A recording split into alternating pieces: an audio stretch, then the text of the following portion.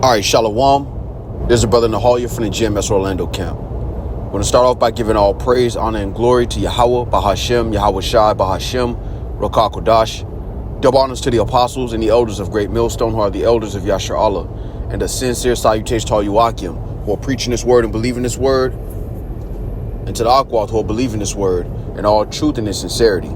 Yahweh is the name of the one they ignorantly call God. Yahweh Shai is the name of the one they ignorantly call Jesus. Bahashem is in the name. Rokah is spirit. Kodash is holy. Akyam is brothers. Akwat is sisters. Shalom means peace. And Yashar Allah is Israel in the ancient Paleo-Hebrew. All right, I would like to go into a lesson based on what you see on the screen. All right, and this is the term called the Pyrrhic Victory. All right, and I'll read what Wikipedia has to say. It says, a Pyrrhic victory is a victory that inflicts such a devastating toll on the victor that it is tantamount to defeat. Such a victory negates any true sense of achievement or damages long-term progress. All right, and I want to go into this term and how it relates to the scriptures. All right, the scriptures talk about our people trimming their ways to seek love, because ultimately trying to play Esau's game the way Esau plays it ends up destroying who you are as an Israelite. This is why scriptures talk about the love of money is the root of all evil. Money is a defense, but the love of money, the love of this society, the love of the fashion of this world turns you into something that is completely different from the Lord's intent concerning us as a nation of people. This is not how we succeed. We don't succeed playing Esau's game. All right, real quick, this is Luke 6:24. It says, but woe unto you that are rich, for ye have received your consolation. Now, the reason I bring this out is because when you go into the word consolation, it really goes into a prize for losers. And to accept this game and to play this game the way Esau wants you to play it is to accept that you're a loser. Because this system wasn't made for us to succeed as a nation of people. It was made for us to be corrected. And only the remnant have received correction. But as the Lord said to Paul, the more you kick against the pricks, the harder it is for you. Our people keep trying to find rest in all the wrong places. It doesn't mean that we live in this world and we're just negligent. We still have to be responsible for ourselves to the best of our ability. But we also understand this is not the end all be all. Whereas 2/3 of our people believe this is the end all be all. And the more they attempt to chase money and chase comfort in this society, it ultimately destroys them, which is in essence a Pyrrhic victory. A lot of Jake, they aspire to be these artists, these athletes, not realizing that who those guys are on the inside. All right, they think like Edomites. They no longer have the spirit, the salt.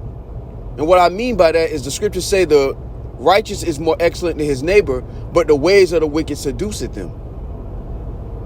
So the more you fight to be on the top of that so-called mountain, you become something that's completely different. And that's intentional. That's what Esau does. He makes it a Pyrrhic victory for you to get on top of this society. You can no longer speak truth. You have to bend the knee. All right, real quick.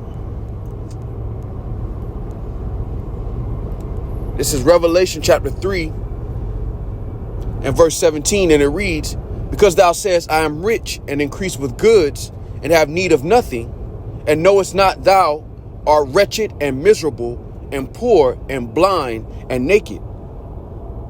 Because a lot of our people aspire to have all of those things that you just heard in the beginning of this verse. Have the abundance, rich, have need of nothing.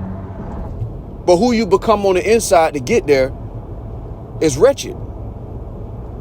And Esau makes it this way. He makes it so that for you to get to the very top of this society, you have to be destroyed. You have to destroy any integrity that you may have. This is why when you get to the super top of this society, you have to do certain things behind closed doors so that Esau can visibly see you destroy your integrity. That's a Pyrrhic victory. Yeah, you may have a little substance for a moment, but who you become as a person is wretched. And Esau sets it up that way. And that's why when I look at this term Pyrrhic victory, it's really manifold, because It applies also to our people's desire to have a seat at Esau's table. Our people's desire to have Esau look at us as equals. That's a Pyrrhic victory. Because what he tells you basically is that you have to look like him. You have to trim your ways. And then he'll accept you.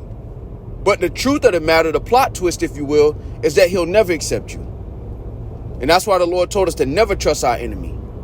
Never allow your enemy to tell you, look, if you do this, this, and this, I change my mind. Because that's what he's been telling our people, and he hasn't changed his mind. All right, real quick, this is Jeremiah chapter 2 and verse 33. Why trimmest thou thy way to seek love? Therefore hast thou also taught the wicked ones thy ways. And our people keep trimming their ways to seek love to their own hurt. They keep trying to assimilate to the fashion of this world to their own hurt, which is why the Lord told us to come out of her.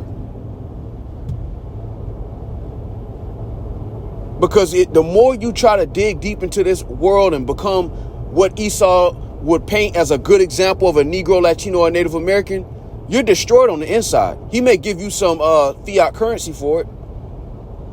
He may give you a platform above the average Jake, but on the inside, you're through. That's why he don't mind giving it to you. You're no longer a threat. That makes it a Pyrrhic victory for you. This is why the scriptures tell us to use the world but not abuse it, because the more you get into this world and try to sow your royal oats and believe the hype that Esau give you, that carrot on the stick, believe that one day you can attain it, the person you become is completely different. And we have countless examples of Israelites who have achieved a top position in this society, but on the inside is dead men's bones. They through. They can't speak truth, even if they acknowledge that it is the truth. They can't speak it, or they become a public embarrassment. Esau publicly humiliates them.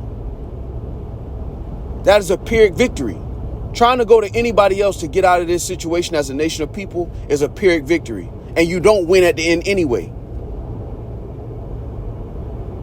The only way we can get out of this through the spirit and power of Yahweh Shema Shai is the Lord, man. That's it. And the Lord has given us every example of why there's no other way. Matter of fact, let's go to that. Let's go to John 10.